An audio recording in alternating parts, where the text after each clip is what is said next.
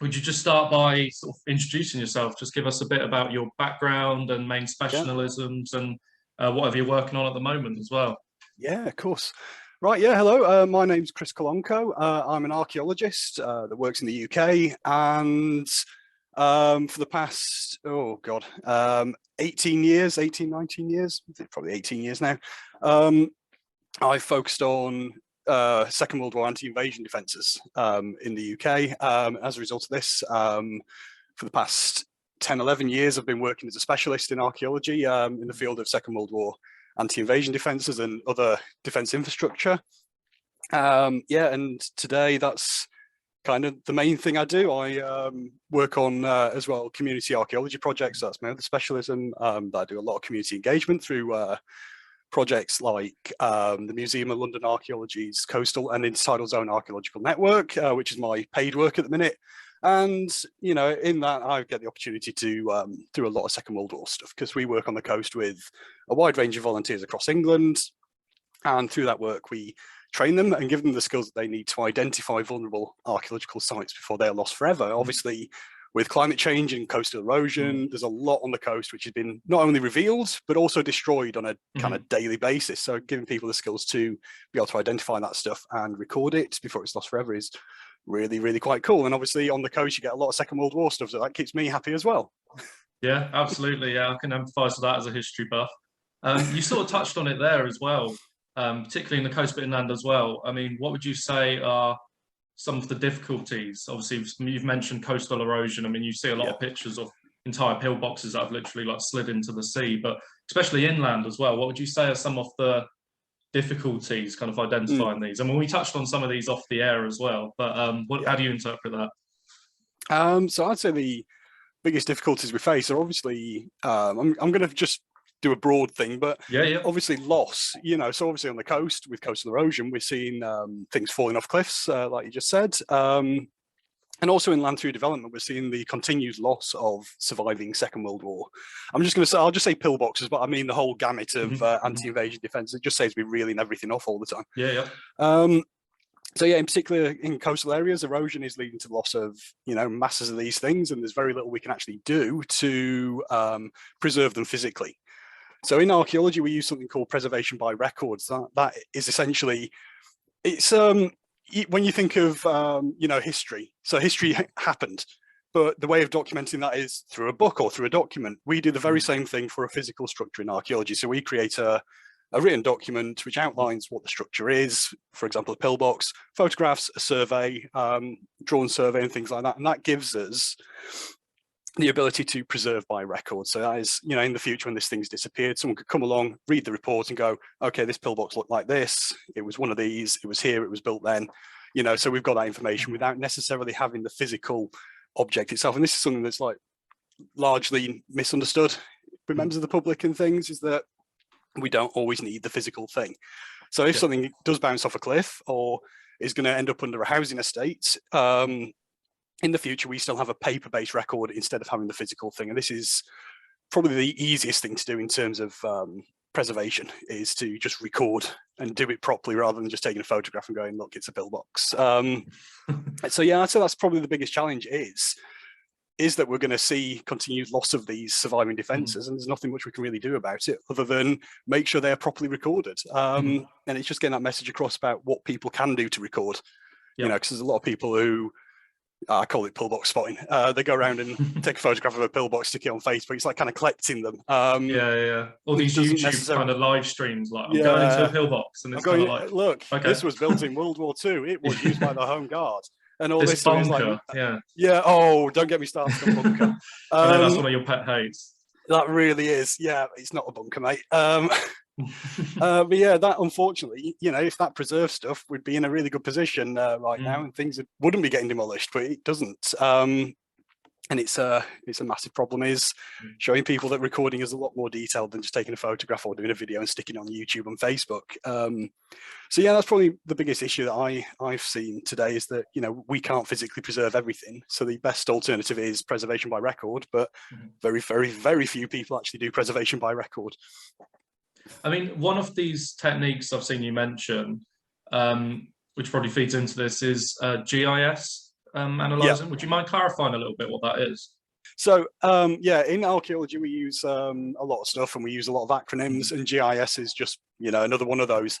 So GIS stands for Geographical Information System, and what it is essentially a kind of like fancy program that we use on the computer, which allows us to essentially create a map things out, and do various other things. So in a lot of the work that I do, I use a lot of GIS to try and analyze the defenses. So today, when you generally look at a pillbox, you're looking at it in isolation. You're looking at this one structure in a wider landscape.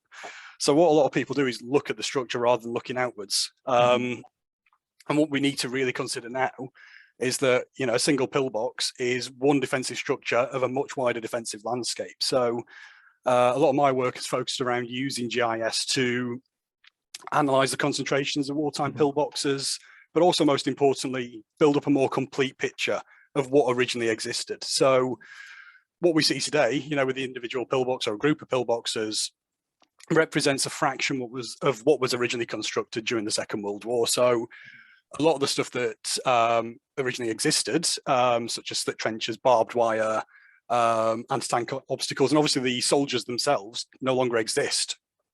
And this gives us a kind of skewed picture of how effective these defenses were, because you're not seeing the full range of defense. So yeah, compared to what we see today with the individual pillbox in the landscape, each one of those pillboxes would have been surrounded by additional defenses, so barbed wire and things like that. And using GIS by inputting and georeferencing 1940s aerial photographs taken by the RAF. And so a lot of people think, as soon as you mention aerial photographs, they think Luftwaffe, and I don't understand where this comes from, because the RAF could stick cameras on planes as well and take photographs. And they did a really good job of it in 1940 and 41. What we can do is use those images to interpret the defences as they were at specific dates, when they were in use, particularly 1940 and 41. And by doing that, we can build up this more detailed picture of what was constructed and where it was constructed, and also get a better idea of how things like the pillbox would have interacted with slit trenches and barbed wire, and how they were set up in the landscape to essentially cover each other and offer mutual fire support. So essentially what we're seeing is, through GIS analysis, including, I've been doing a lot of stuff with plotting effective ranges of the weapon systems involved, and then assessing the landscape using LiDAR to work out areas of dead space and how pillboxes were sited in the landscape to cover those vulnerable points, for example. And this is helping to build up a much more detailed picture. So obviously, people see a pillbox and go, a lot of the time they go, that would have been rubbish, it wouldn't have stopped anything. But then when you start to build up this wider defensive landscape, you start to do the documentary research, looking at the soldiers who were involved in occupying and garrisoning these defences, tying that all in with GIS, we can get a much more accurate understanding of how effective the defences would have been, because obviously they were never used. We don't have that first-hand account of how effective that's they what I would was have about been. to say as well. I mean, that definitely must add to the difficulty, because they were thankfully never tested in combat. You look at them today in isolation and you're very much of two minds, like, it can't move, it's very isolated. But yeah, like you say, if you have to imagine the trenches and other supportive kind of structures around, probably would have stood more of a chance perhaps.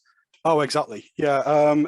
So I've covered, most of my research takes place in East Yorkshire. So it's much easier to break things down and look at a county level than it is to try and do a national picture, because we see so much variation at a localized level that you can't apply something that's happened in one place to the entire country, because generally that's not what happened. But you've got 1,600 soldiers defending a stretch of coast which is about 3 miles by 3 miles deep. So that's a lot of troops. Yeah. But within the documents and the war diary and the operational orders, it makes it abundantly clear that the forward line of troops were to be completely static. So what we have is a battalion that is made up of, 4 companies. So that's 100 bodies of 150 troops. And what it outlines for this stretch of coast is that 3 of those companies were up front. So that's 3 defending the coast in a static position, 1 company behind to act as a mobile reserve to counterattack. So this is another thing that we don't see, are these mobile counterattacking forces, because obviously they don't leave a mark on the landscape and very few people look at the documents. So that's another aspect which is completely overlooked. And then I mentioned that there was a second battalion. That second battalion, slightly inland, their entire job was to counterattack, push the invading force out if they got a foothold, and take up additional defenses. So we've got this we've got a defensive landscape of static and mobile. But because you know, the static aspect leaves its mark on the landscape in the form of the pillbox and the other stuff, that gets all the focus, while the ephemeral aspect in the mobile reserve is completely ignored, because, you know, very few people look at the documents in the period war diaries and the primary source, which makes it abundantly clear that there was a massively mobile aspect to defense in this stretch of coast. You know, this might not have been the case elsewhere, but I'm fairly certain it was. No, definitely. I think what you're touching on as well there, I do remember actually reading this somewhere. I was quite surprised. I think they were called the GHQ auxiliaries. They were implemented sort of June 1940, and they were sometimes members of the army or home guard. And they were, it was weird. It was almost, I think, dealing with the kind of last resort if Britain was occupied. They were like guerrilla forces who would, I think some of them were actually underground as well. They would come out and just cause trouble. And a lot of them ended up actually being recruited into the SAS and being sent into France and places like that. So it's just, again, like you say, I mean, because a lot of these structures probably aren't even, their locations unknown. It's just completely forgotten. We have this image of your dad's army type home guard clamoring about a concrete building, and it's just not the case at all. Yeah, exactly. Yeah, so the Augs units are really, really interesting. They were, I think, the only example in the Second World War of a pre-prepared underground army. And like I say, the idea behind those was that they were underground cells of about, I can't remember off the top of my head, 8 to 14 men who would go underground when the invasion started. And the idea was that the enemy would push inland, and these cells would activate behind the lines and start to seek out ammunition dumps and various other things, shoot collaborators and all this stuff. And just be a bloody nuisance behind behind the advancing army. But again, that's another aspect of a much wider organization. So yeah, today, like you say, the home guard get all the attention, and the auxiliaries get a fair bit, but the regular and territorial army are rarely mentioned, even though they were the primary fighting force.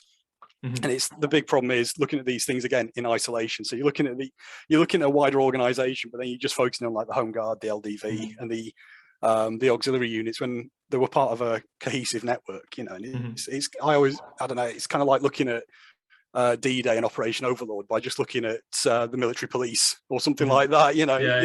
No, it's true. You don't get, you don't get that with other things with the Second World War, you know. Speaking specifically about the Ironside line again, to my understanding, I think the proposed line was going to be roughly 800 miles, kind of stretching from Somerset to London right up to Edinburgh, but they never actually completed it, did they? Didn't it cut off around the Yorkshire area roughly?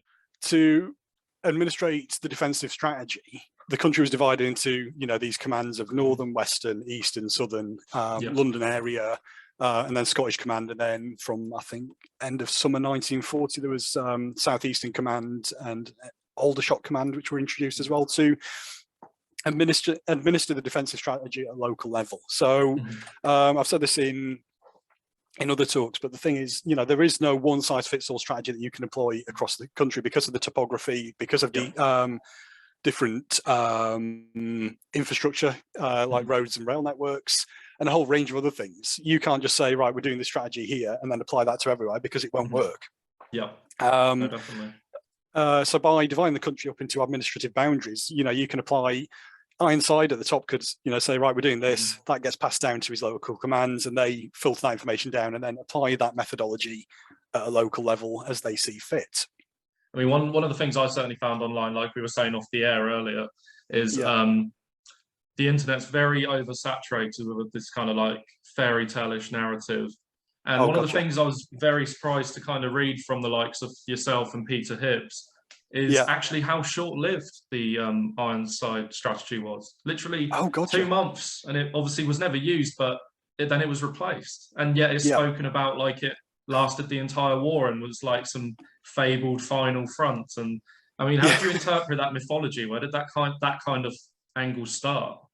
That's a really, really good question, is that? Yeah, so like you say, Ironside's defensive strategy lasted officially from or is it July to late August, give or Mhm. take, when Ironside was replaced by Alan Brooke. And yeah, operationally, it lasted a very short time. Brooke's strategy of nodal points and anti-tank islands and all this stuff took over and lasted up until the defences were pretty much stood down in 1943-ish, give or take. But like I say, everyone focuses on Ironside and the stop lines, despite it been a relatively short-lived strategy. You know, in some cases, because of the way things were organised, you know, in some places, that strategy kept on going up until like January 1941, for example. But overall, it was very, very short-lived.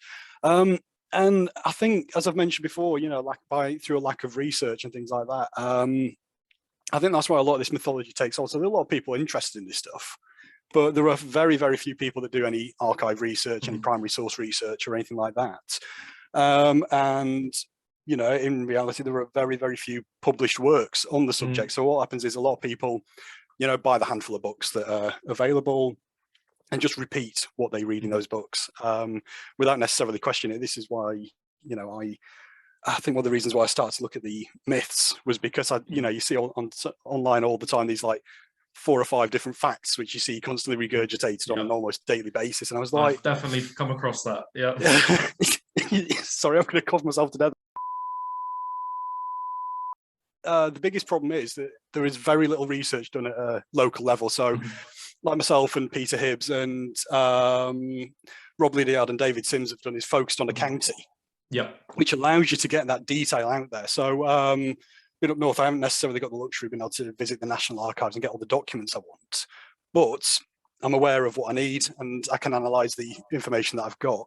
And when you start to look at the documents themselves, the amount of detail that you get at a county level is immense. You know, if you look at Pete's work, the amount of detail he's getting for the county of East Sussex is just unbelievable. And a big, you know, I think this is probably part of the problem as well, is that there's so much information there, it's really difficult to comprehend and understand it, even a small county level, let alone a big national picture. And again, it's trying to understand this period through a lack of information, you know, which causes a lot of this mythology to take hold. Like I say, if more people went to the archives and read the documents and start to build up the picture for their local area, you know, it doesn't have to be an entire country. It could literally just be town or village or something like that. You know, in my case as an archaeologist, look at the landscape and the distributions of these defences and start to look at how they were built and the weapon systems were employed, that we get that detail that we need, you know. And it's going to, from my perspective, it's going to take a massive effort to try and force people to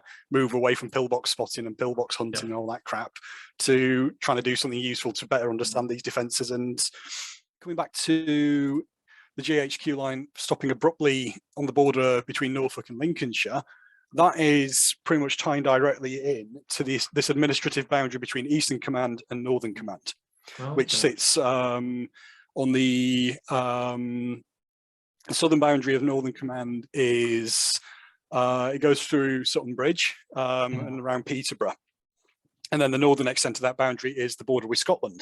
So the GHQ line stops very abruptly there, and that's purely because Northern Command had a very different outlook on how they were going to implement defence. So we see, particularly in Yorkshire and Lincolnshire, that the focus in that section of Northern Command was on heavy coastal defences, demolition belts, so river crossings and rail crossings were set to be blown up or defended, or mainly blown up. And then you have a series of nodal points, so these are defended towns and villages where the road and rail network converge, and easy places where you can like defend against incoming armour.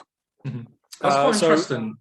Yeah. Because I just assumed where it stopped was kind of literally pinpointing that's when Ironside retired and his policy stopped and Alan Brooke took over. I didn't realise it was more to do with the kind of regional stuff. That's quite interesting. Yeah. But yeah, when I first plotted the GHQ line out using the Defence of Britain data, that's exactly what I thought. I thought, oh, this marks the point where they stopped. Yeah. But it's not the case. So when they were building the GHQ line and the other defences, they didn't just start at one end and build across. They were all been built at the same time, you know, at a regional level. But yeah, it's more than likely that it's because Northern Command had a different outlook and a different defensive strategy. which focused on a more modern defence, which is very similar to what Alan Brooke eventually implemented. Sorry.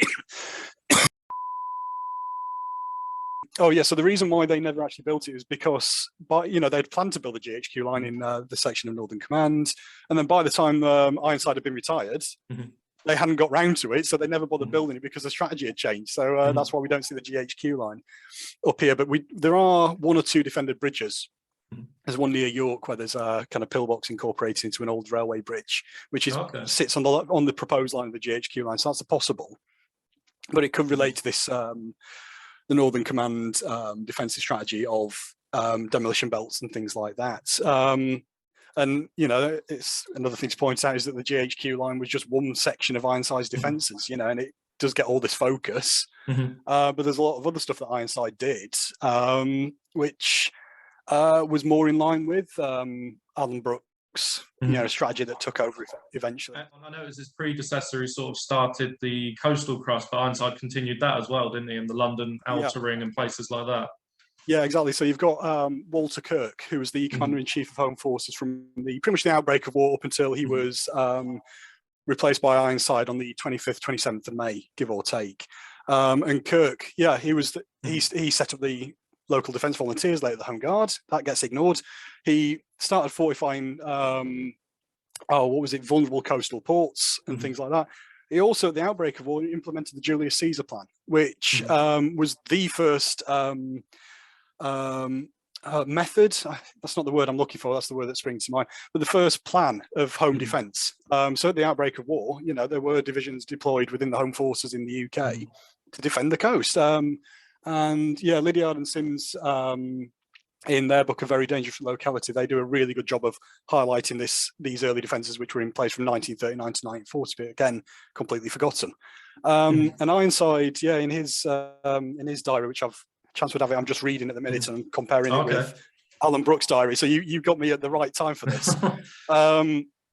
Ironside acknowledges the work that Kirk did in starting to fortify London and fortifying the coast. And he acknowledges that Kirk, without Kirk setting the foundation for the defences, he would have been in a really dire situation when he was dropped into the job in May 1940. So yeah, there's more people involved than just Ironside. But yeah, the first thing that Ironside says upon his his introduction is pretty much, right, we need a coastal defence, but we also need mobile defence, largely motor columns with special Ironsides, which so obviously after Dunkirk and the fall of France, the British Army were really low on armoured personnel carriers and armoured cars and tanks.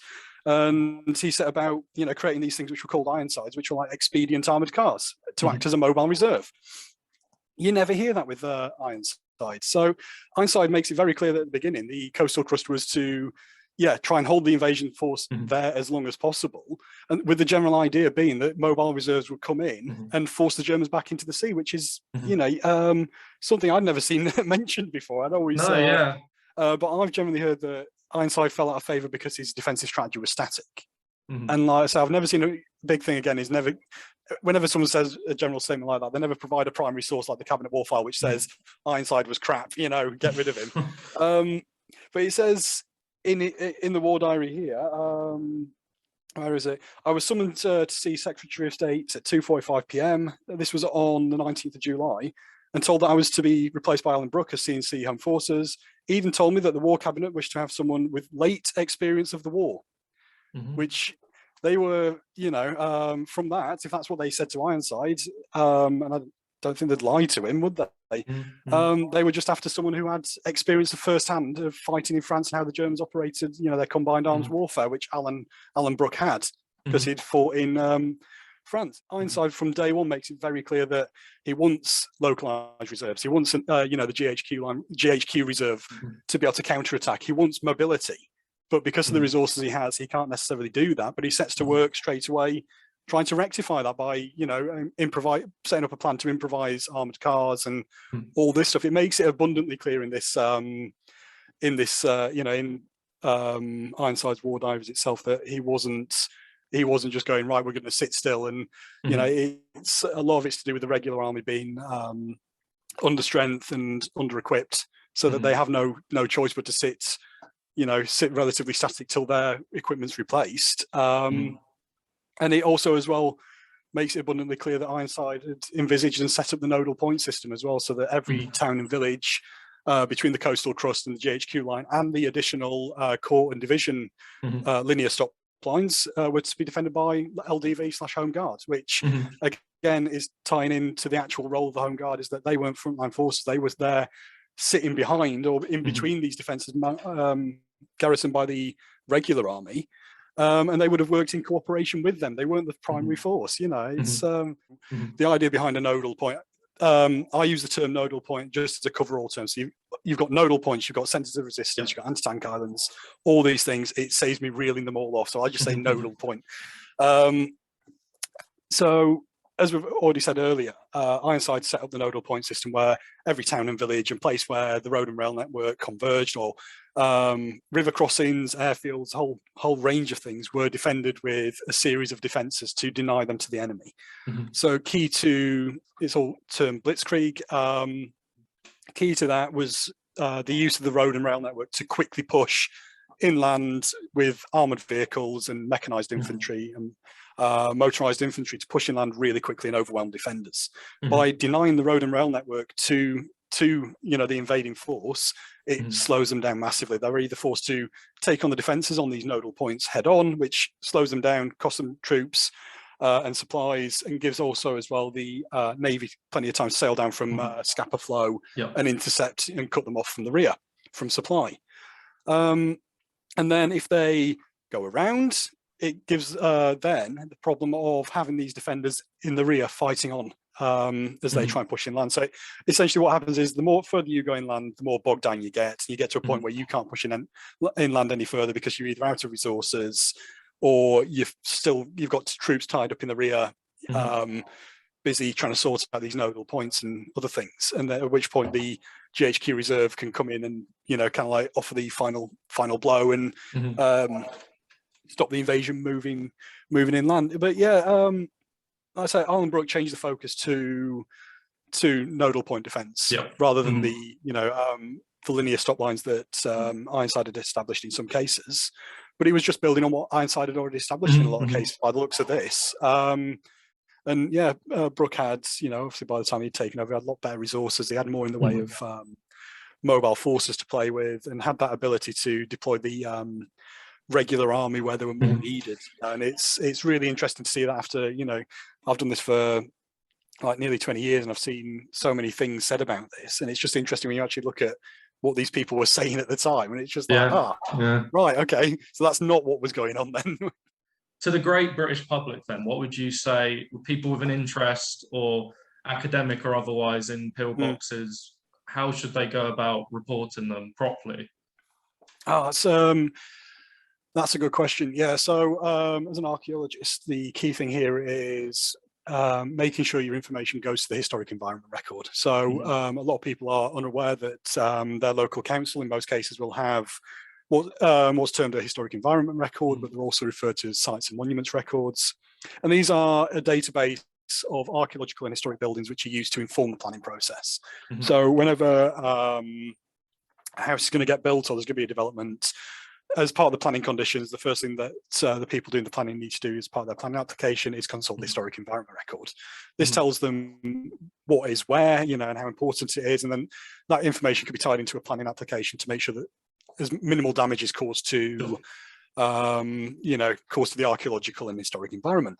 Key problem with Second World War and 20th century military defences is that the majority of historic environment records have very little information about wartime defences and pillboxes, for example.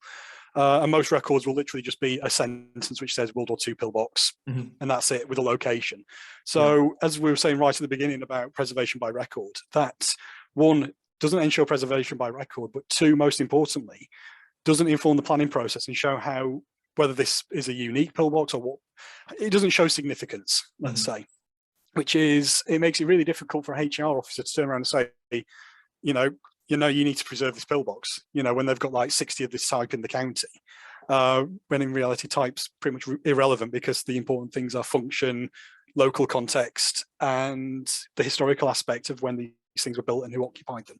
So my first thing is get in touch with your HER, add detailed information. You know, there are people who send just photographs, which are useful to an extent, but a single photograph doesn't tell us a lot. So we need more people to actually look at these things in detail.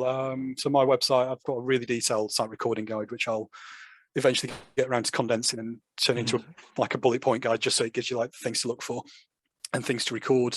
But that's the most important thing there, is that, you know, what a lot of people are doing online with pillbox spotting and stuff is a single photograph and it's here, doesn't tell us anything. And that, you know, that methodology has been obsolete for at least 20 years now. So yeah, key things: contact your HER, do some detailed recording.